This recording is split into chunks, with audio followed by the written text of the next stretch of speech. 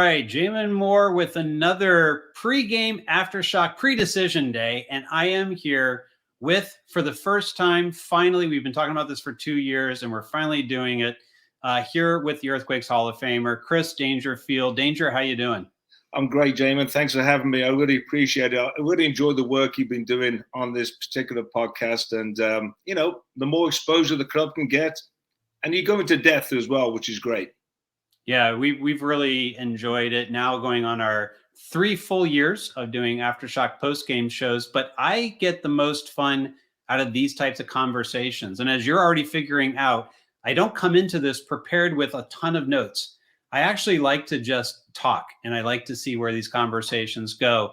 Let's talk about the most important thing on the table, and then we'll get into some other stuff as well. Decision Day is coming up 2 days from today. This is Thursday, as we're recording this. The Earthquakes have an opportunity to get, well, we don't know, 7th, 8th, 9th. It kind of depends on how other results go, but a win and they are in to the playoffs. If you had said before the season, Chris, that when we get to this part of the season and they have a win and they're in final game for the postseason and could secure at least a opening home playoff game, would you have considered that a success, or what would you have considered it if you had known that coming into this game? Looking at the squad early on and the acquisitions they made, and also the hiring of Lucci and his staff, my expectation was a little bit higher, to be honest. I thought that we should have comfortably made the playoffs. But at the end of the day, the league doesn't lie at this point of the season. And the teams that have been the most consistent over the season have obviously won the most games. They got the points, and so they're in those positions for reasons. If you look from the top, St. Louis have got a fantastic home record, and they've got a tremendously active fan base that are really push them forward in their games at home. And then you got the LAFCs and Seattle's and Houston coming through as I think, a good team this year as well. But when you look at what's going on within that the framework of the top teams and looking for those playoff positions, Decision Day is always very exciting. It's unique. You've got so many different permutations that could happen this time around. When AP and I were doing the broadcasting, it was always a madhouse trying to figure out what to do and how to cover it. And that part of it is a lot of fun as well. But at the same time, I think the Quakes, if you look at what they've done over the last, let's say, 7 games and their performances, their consistency in those performances, their ability to put a performance in on the road and pick up vital points on the way at places like Dallas, at Minnesota, they lost at Portland, but also at DC United, they got a point there. That's put them in this position where they are, I think, in the driver's seat. So if you look at that and say, do I expect them to beat an Austin FC that are out of the playoffs, playing the way the Earthquakes are playing and with the home field advantage? I think that they should win this game. And one of the things that all of us have been saying for years is this team needed to turn PayPal Park into a fortress. They needed to be able to secure those points at home much more consistently than they had in recent years. One of the things that, definitely is true is it's been better this year. The home games, they've been able to get better results coming into, I agree with you, coming into a game like Austin, a team that is no longer in the playoffs, but has the opportunity to play the role of spoiler. It does feel that, hey, home field advantage, we know in MLS is big. Right? You almost out of the gate, you got about a 50% chance to get a win in most of your home games. My one concern, Danger, is, showed up at the end of that FC Dallas game. I felt like in that, particularly in stoppage time when they got the ball and were able to advance, I felt like they should have been going for a win, that they needed 3 points if they could get it at FC Dallas. They decided to go to the corner and try to protect a draw. And I have concerns that this team just is not going for the jugular enough in games, that sometimes they're settling for a point when they could be going for a win. And now they have to get a win. Are you concerned this team can turn it on? once again, I think that if you look at the matchup and the situation the team is in, I mean, the reality is if you can't beat a team that is not in the playoffs at home, a team that hasn't been hasn't performed as well as the Earthquakes have over the body of work they've done this season, a disappointing year for Austin FC. Yes, they got one or two game changers, especially Sebastian Driussi, who's a very, very good footballer. But if the Earthquakes can't beat this team at home, they don't deserve to be in the playoffs. And, you know, that's a game that I think they need to win. They should win. I believe they will win. And I believe they will win because I think that the big players are playing well at this particular time. Espinosa has had a fantastic year. You know, maybe his numbers are dropping a little bit over the last few games where he hasn't continued his charge for the MVP shout or talk, whatever, in that conversation. But Jabo's back scoring goals, sort of, you know. I think Hoppy has come in and added a different dimension to the team. The back four seems to be settled. There's some question marks there that I wonder whether or not in a game like this, Lucci will go with the experience of Jonah Mensah, we will stick with Tanner. You know, those are the situations, whether or not we bring Hoppy in a position where he plays in the midfield or plays wide left. There are some good tools at Lucci's disposal. And I think that at home with the crowd at PayPal Park, driving them on, which they've done very, very well for the club this year. I expect them to come out over the traps on their front foot and be dynamic in that. So once again, it's the ability to have that discipline which they've had. And those are, I think, why they've had these games where they have, you know, come away with a very valuable point at times, is because of the way Lucci sets the team up as a disciplined unit. I would agree with you in that particular Dallas game.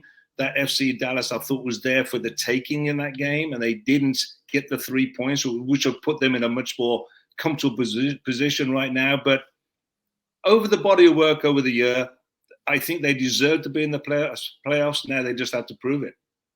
Right. And you mentioned before that, you know, they should have been able to secure that home spot, you know, before now. That they did start off the year, you know, on a you know, kind of a great, you know, other than they took that early loss against Atlanta, but then they went on a pretty good streak after that and took points in multiple home games, and they were more toward the top of the table. When you look at a team, you mentioned Houston, that's a really good corollary for me, because that's another team that last year was at the bottom of the table along with the Earthquakes.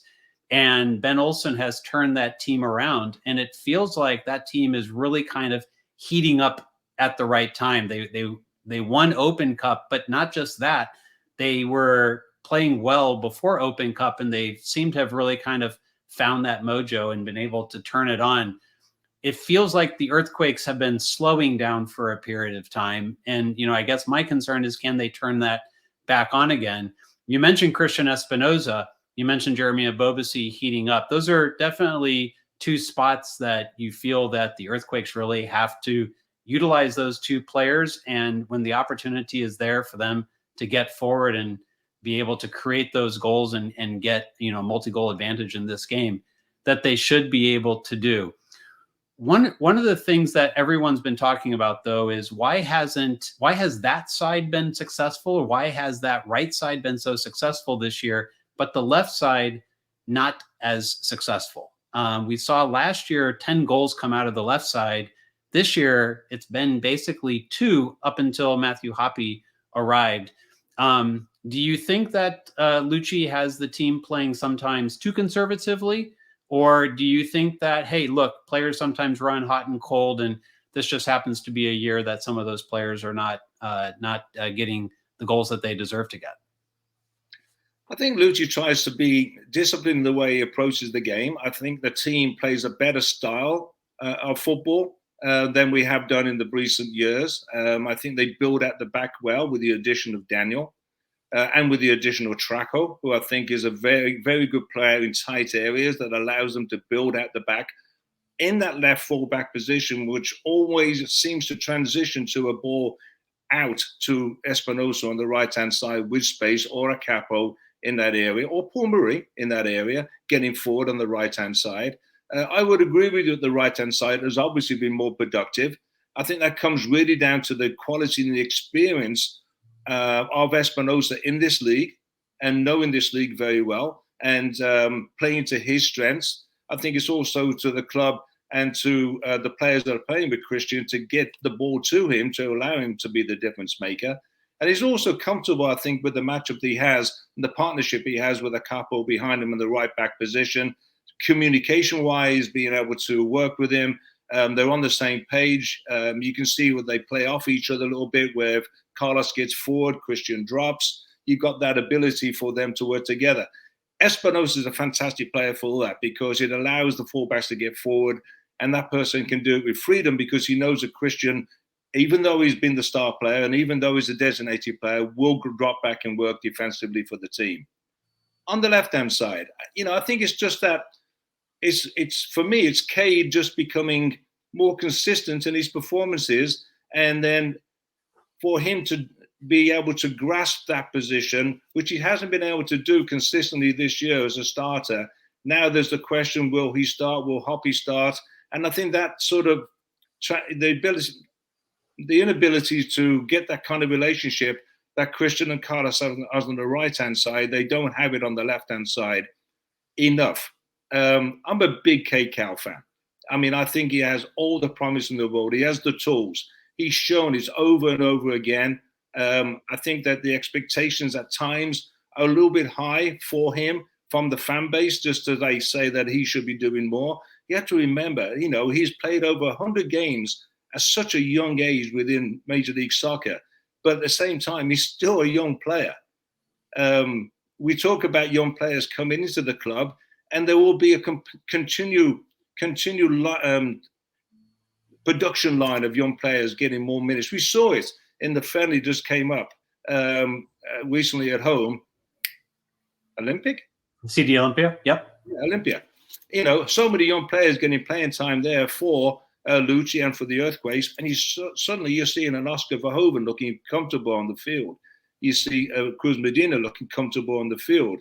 You see players coming in that are going to be part of this club going forward. What we would like to see, and I think we need to see, as this league continues to grow and get more and more competitive, and you see more and more teams willing to spend money on those designated players like a Christian Espinosa. Obviously, we'd like to see the Earthquakes spend more money to get one or two special players to augment the growth that the club has through the academy systems. Right.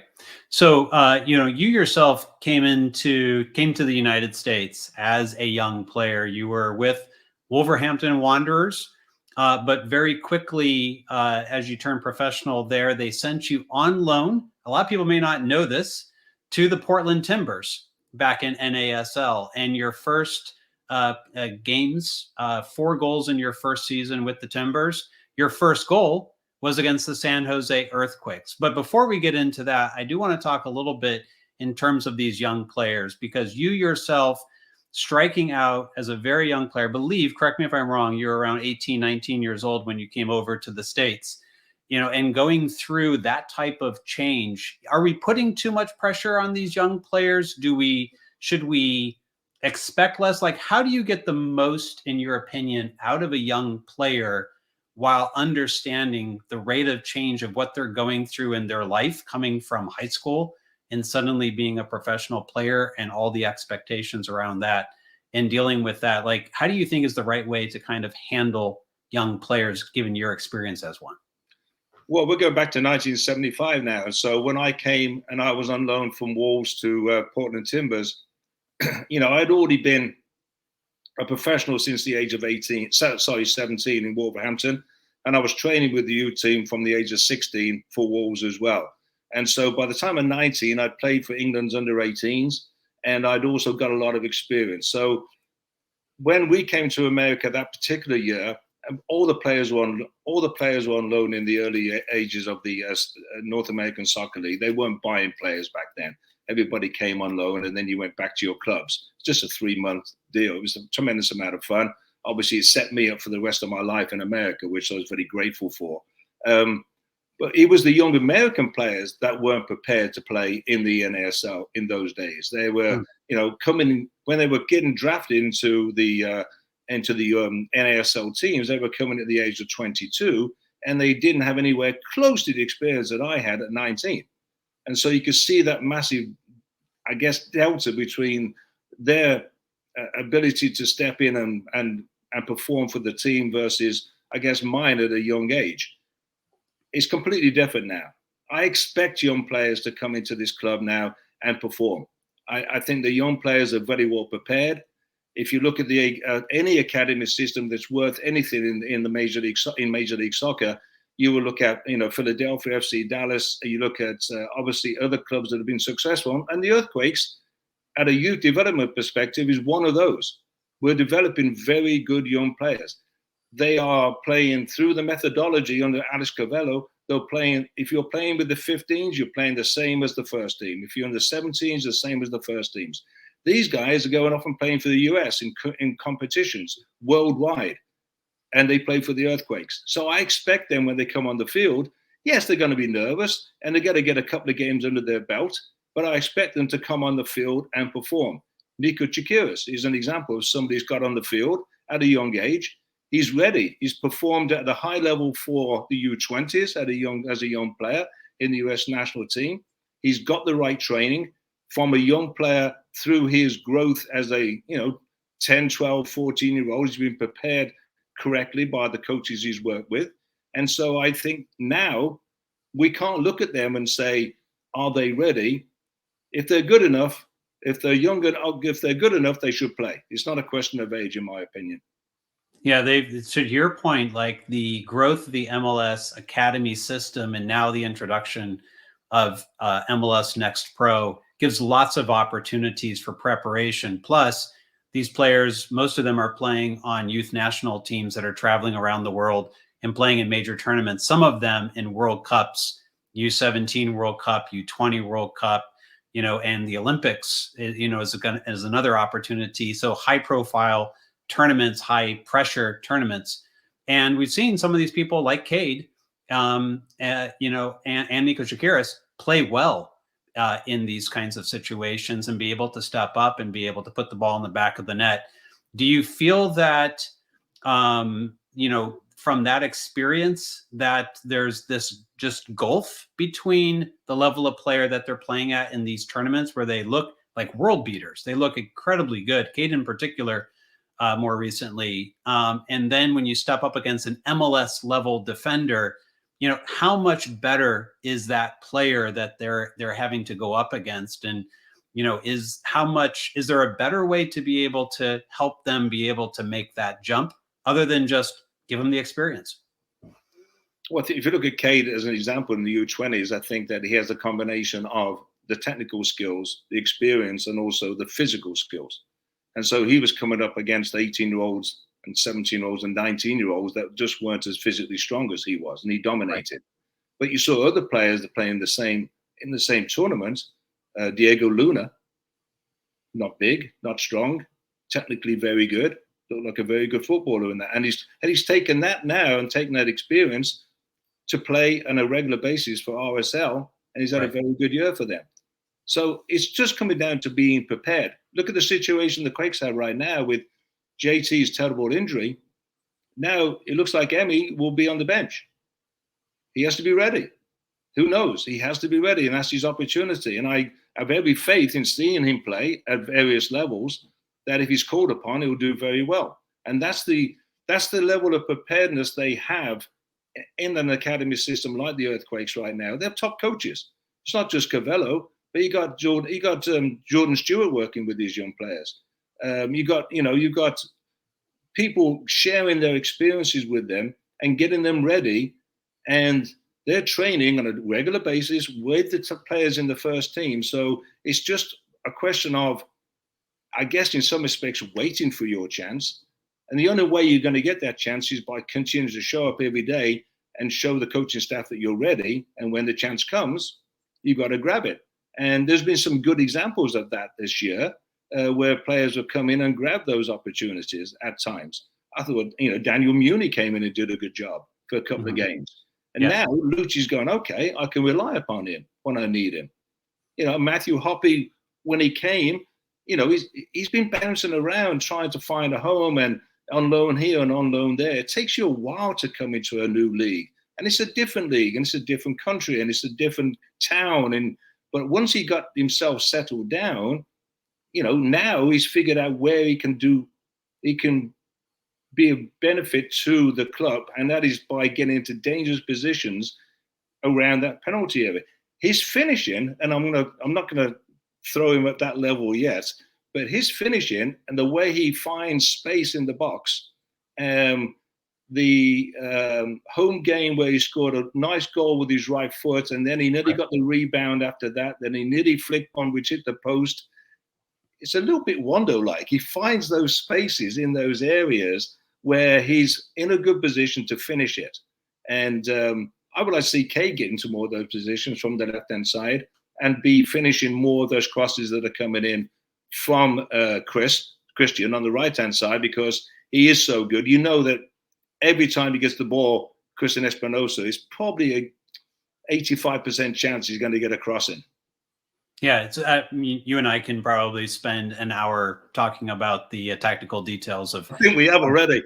what we would like to see happen that doesn't sometimes. By the way, you mentioned JT Marcinkowski, and we just want to say, our hearts go out to him for the injury that he sustained. But we know he'll come back stronger. He's another player that stepped up into this season and performed, improved, and I think Aiden Brown, with Danielle, with JT, and with Emi Ochoa, the goalkeeper core, I think is doing a great job with those players. And of course, he helped Gaga Salina be able to get to Europe. And, they've had great goalkeepers out of Chicago Fire Academy and go through there as well. And now being able to provide that expertise, I think it's a great opportunity for Emi, if he's called on, to be able to show what he can do, and maybe on a stage as big as the playoffs. But certainly, we want to see Danielle stay healthy and between the pipes, if at all possible.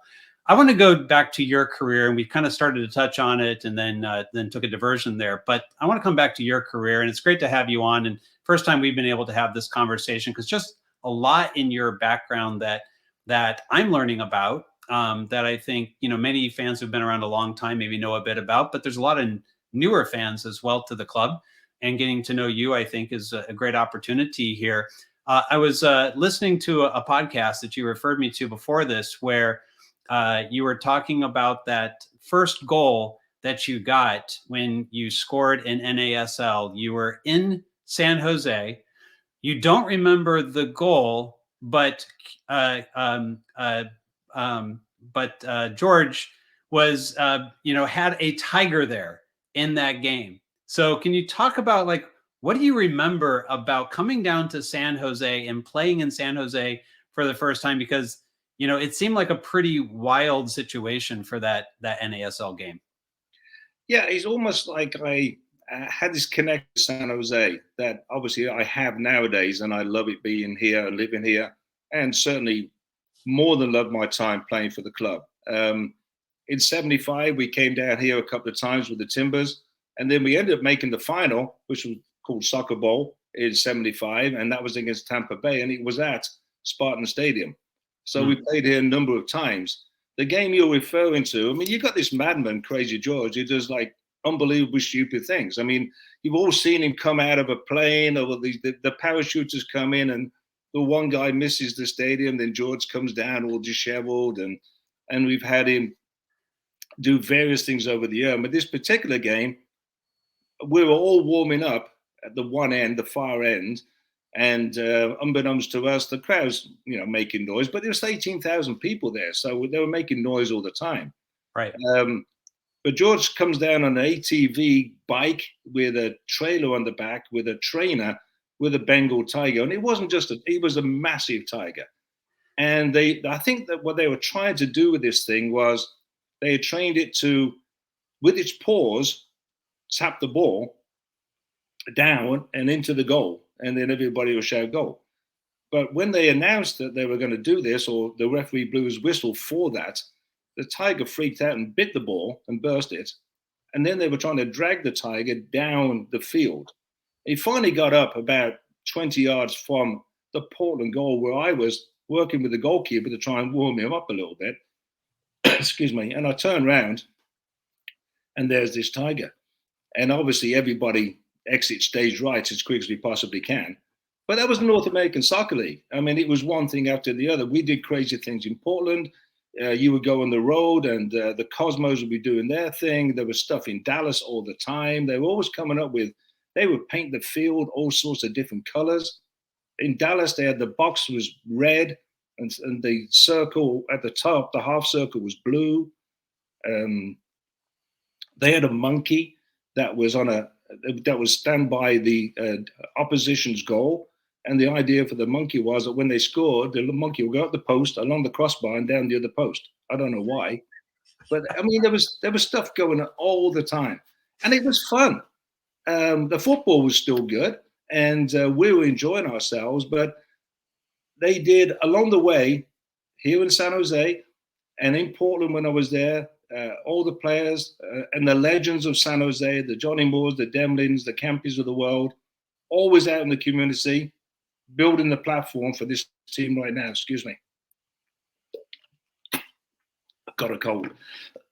And so, that was all part of, I think that it's part of the attraction of being in a new league that was growing so much. And that's why I sort of fell in love with it and decided to stay here. And I had two really good friends who joined me in Portland, 75, 76. Nick Nicholas was within 75 and 76. John Smiley was drafted by them in 76.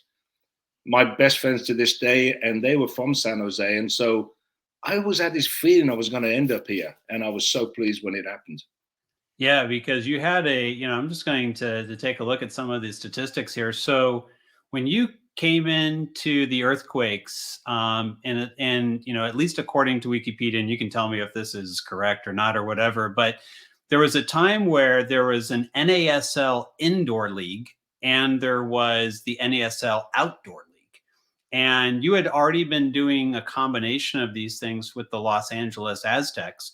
And then you come into the Earthquakes in 1981-82 and then the 82 outdoor season. And in 15 appearances in NASL indoor, you scored 16 goals. And in 30 appearances for the outdoor league, you scored 9 goals. So really kind of coming in and having a huge impact from the beginning. What do you recall from those days? What's the memory that kind of stands out to you the most? The bottom line is that they were paying us for 12 months and the league had about an 6-month season. So they had to figure out a way to keep us busy the rest of the season. Well, they were paying us. So they started to play indoor soccer. And that's the way it sort of became.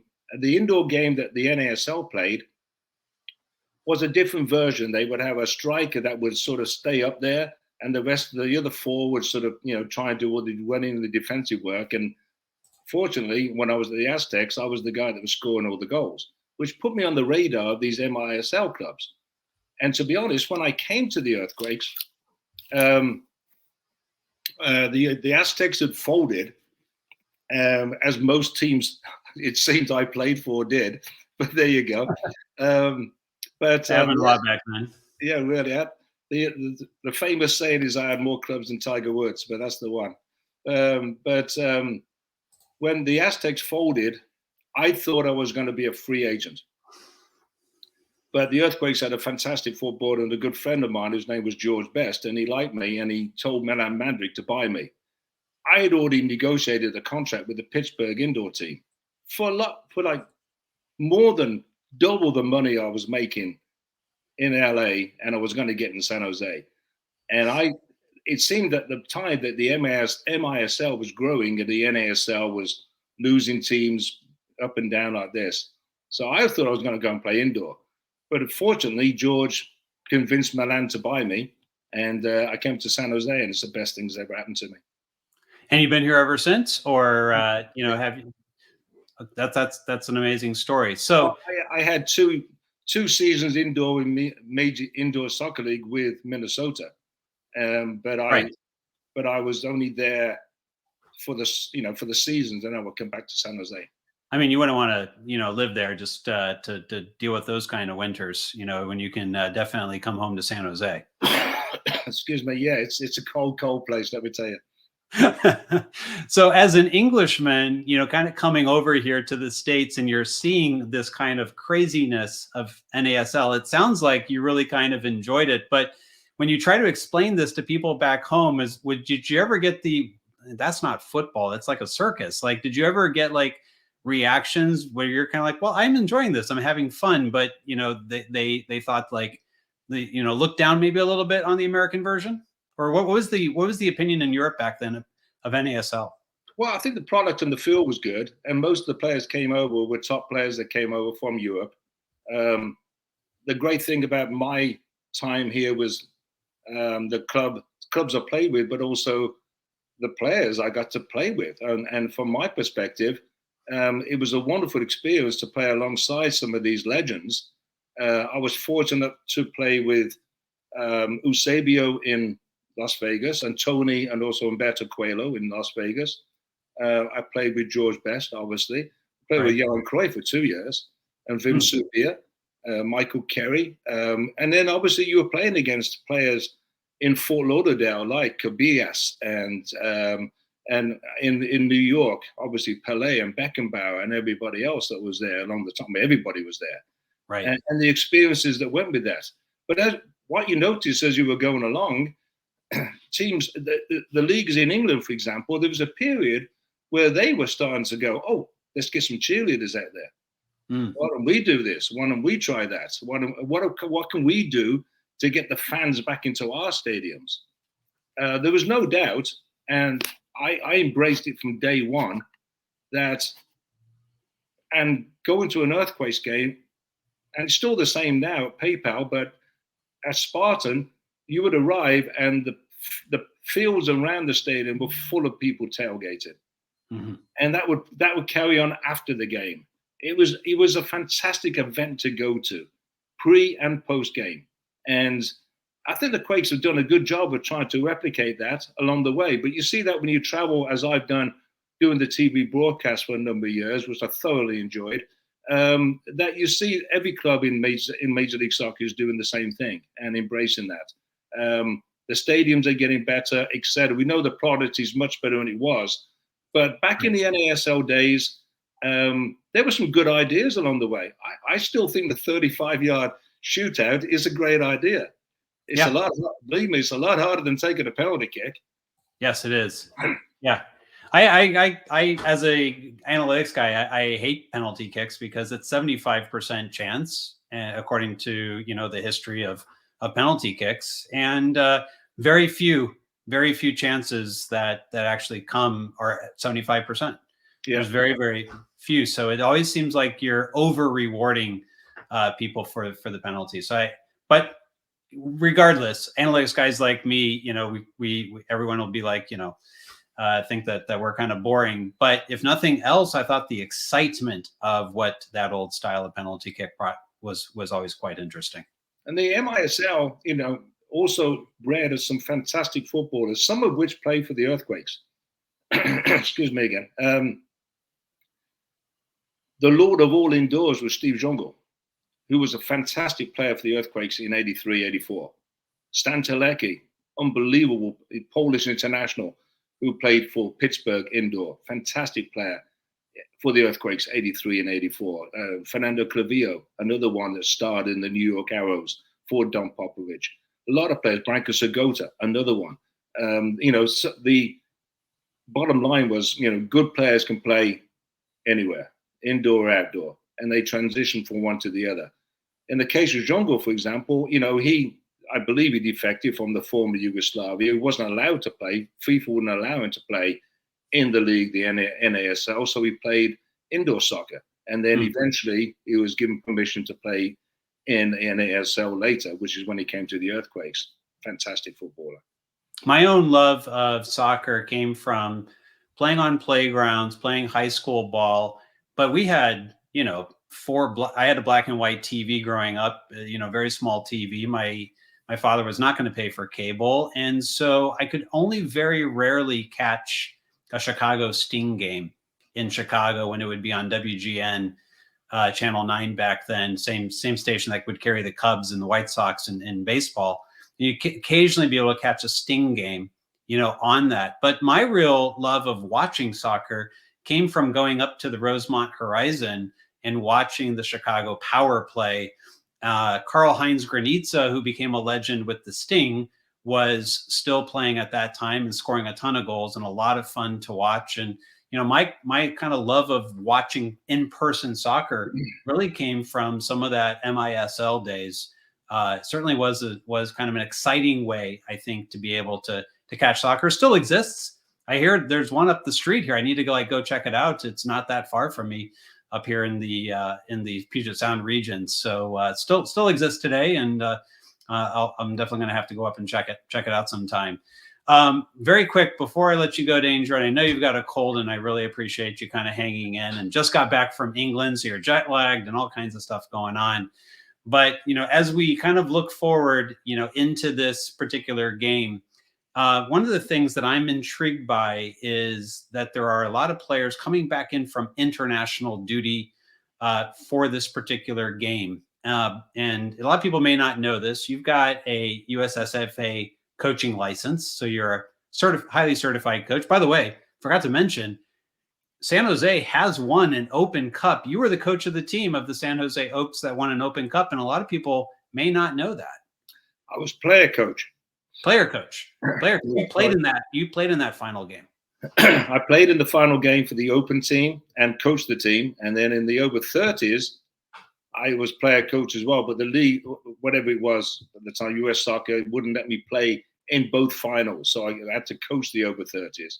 And then Johnny Moore, our own Johnny Moore, also coached another Hall of Famer, over 30s women's team from the Oaks as well that played in that those finals in Indianapolis. So the San Jose team, the Oaks won 3 of the, I think, 5 or 6 trophies on available on that weekend. And got to play in the CONCACAF Cup the next year. And don't mention that. Don't mention that. We got to have it. Don't mention that one. I won't go there then. But we got this these players coming back from international break, and I think there's some interesting kind of decisions here that Lucci is going to need to make. In your opinion, given that type of travel and everything that's going on, and the fact that a lot of these players played midweek, if you're Lucci, are you going like, hey, this is my best lineup, Guerrero, at the 6, and Montero at the 8, and Jackson, and and I want to play the outside backs that were called in as well. Like, if you're him, do you think that you go with your best lineup even if those players played midweek, or is this an opportunity to, hey, the guys that have been here for the last 2 weeks, we've been preparing for this game, we are ready for Austin. I've got these guys ready to go. Where are you leaning in terms of where you'd like to see the lineup go? What's your personal opinion, given your coaching experience and dealing with the dynamics of players coming in and out of a team like that? You got 5 subs available to you. And for that reason, I think you got to go with what you feel is your best starting lineup. And that comes from the best performances you've seen from the squad over the season. And obviously coming into that is going to be the fitness of either one of those players. Players like Traco's used to traveling, and also Calpo's used to traveling, Montero's used to traveling at this particular time. It's not a problem. As long as they come back and they haven't got a knock and they're honest with Lucci and say, no, I feel great, there shouldn't be a problem. With the 5 subs, I think that gives Lucci the opportunity to put out his best 11. And, and they have to be honest with the coach and say, hey, I'm, 60 minutes, I'm feeling a little bit, whatever it may be. And with the 5 subs, and I think with the squad the team has at this particular time, whatever centre-back partnership he has, he can switch that to a 3-back. He can change things up that way. He got the Swiss Army knife, that is Paul Marie, that I think has done fantastic. He can come right and go left. And so he's a very valuable person to have in this particular scenario, where you can start Traco and you start a couple because you feel that they are the best 2 for whatever reason. Maybe it's just being able to play from the back and to provide that balance on the right-hand side that Christian feels comfortable with, etc. But I think that the important thing for the coaching staff to realize is that it is a game that they need to win, and he needs to monitor that closely. And I do think that his substitution pattern over the last few games has been a little bit more aggressive, trying to get those wins. Maybe not in FC Dallas, but other than that, I think he's been trying to try and get those results. But at the same time, he's been realizing how important those 1 points are, because those 1 points have got us to this position. And as I say, 3 of those 1 points, DC, Minnesota United, and also Dallas, have been on the road. The only game they've lost in the last 7 was in Portland. And Portland is always a difficult place to go and play. Always. But it's a fantastic setup. And I hope that the fans embrace the decision day, because if you follow it like a fan should, and you see all the scores, and you're going through all the different permutations, you've got the 6 pointer with Minnesota and Sporting Kansas City. I mean, what a fantastic way to finish. Either one of those teams can win and get in. A tie, which is probably going to end up a tie, because it is, and it's going to be a dramatic tie. It could be 3-3 because both teams are going for it. That could be the game. That could be the game to watch, or at least the tape and watch it later.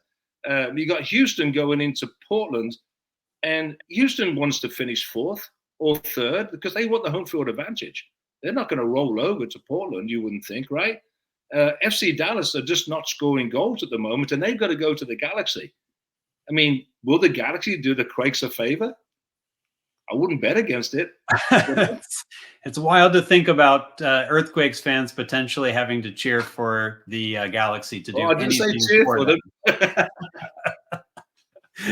Well, it's going to be wild. Decision day can be crazy. And for this year, probably for the first time, really since 2017, the Earthquakes are in the thick of the excitement of Decision Day. It's going to be a great day at PayPal Park on Saturday. So fans, if you haven't gotten your tickets, they're running out.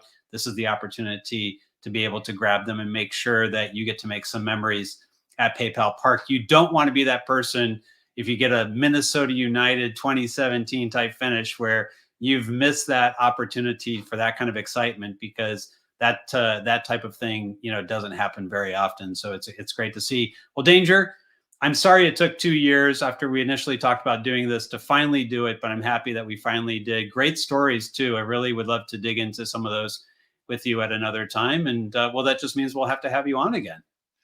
Anytime you want, Jamon. It's been a pleasure, really. And I'd like to say finally that if the fans are watching this before the game, that you don't understand how important it is when you run out onto a field like PayPal in a big game, and the place is buzzing and the place is packed, and those fans are there to see you, and that the ultras and the fault liners are going to be doing what they do. But it's important that the rest of those stands are full with the passionate fans that want to see the team take the next step into the playoffs. It's been seen many, many times in this league where teams that just make the playoffs can make a run. It all comes down to how you're playing, the momentum you have. And I would argue, over the last 7 games, the Quakes have been consistent enough to be very difficult to beat the result on the weekend and put themselves into a position. They've shown they can play on the road and be consistent on the road and be dangerous on the road and go ahead on the road. And these are important things. Yes, we'd prefer they were in 4th and got a home game. But if they can battle through this playoff position, who knows what will happen. But it's important, I think, from a club's perspective and from a player perspective, speaking as an ex-player, that when you run out there, the fans are there for you. It's a massive boost. Well said. Well said. Well, Danger, I got to run. I know you do too. And thank you for hanging in there with your voice. Always a pleasure to finally get a chance to have you on the show, and a pleasure to talk to you as always. And fans will probably be able to look forward to seeing you at PayPal also on Saturday. Yeah, I'll be there for sure. Absolutely. I'm looking forward to it. All right. Take care. Thanks for joining us today. Thank you, Jamon.